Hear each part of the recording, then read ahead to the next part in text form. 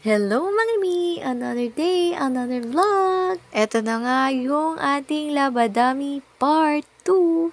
Dahil hindi ko natapos ng isang araw lang yung sangkatutak na labahan ko, kaya ngayon yung continuation. Medyo tinanghali na nga ako ng gising yan, pero yan, tinuloy ko pa rin, naglaba pa rin ako, binanlawan ko nga muna yung unang batch kahapon kasi hindi ko nagawa dahil nga nagtinda rin ako ng aking mga mini donuts. Dahil wala si Kuya Arsus, tinabi ko na lang dito si Sia habang nagbabanlaw ako, nakikipaglaro na lang ako sa kanya para maaliw-aliw kasi nga iyakin ng batang to. Hindi nga siya makatagal sa walker niya kasi nga siguro nahihirapan din siya at naiinip din siya doon mag-isa. Kaya nga hindi ko agad natatapos yung gawain ko kasi nga itong batang ito ay gusto niya yung may kalaro siya. At ito nga, papaliguan ko na nga muna siya para nga antukin na siya at mailagay ko na siya sa duyan at matapos ko na nga itong aking pagbabanlaw. Ganito na lang nga nagiging diskarte ko, paunti-unti ko na lang talagang nilalaban yung mga tambak ko para maubos. Ang sipag nga namin magpalit ng damit kaya tumatambak to dahil nga din sa sobrang init ng panahon ngayon madali kaming pagpawisan.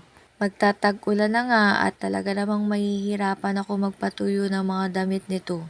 Pangarap ko nga magkaroon ng spin dryer bago magtag-ulan kasi nga naman matatambakan na naman talaga ako at ang hirap talaga magpatuyo dito. Minsan nga kahit na gumamit pa ako ng Fabcon nag-aamoy kulob talaga lalo na kapag hindi maayos yung pagpapatuyo ko sa araw. Sayang nga yung pagod at effort mo kapag yung mga nilaban mo ay talagang may amoy kulob. At yun na nga, maraming salamat nga po pala sa mga nanonood ng mini vlog namin.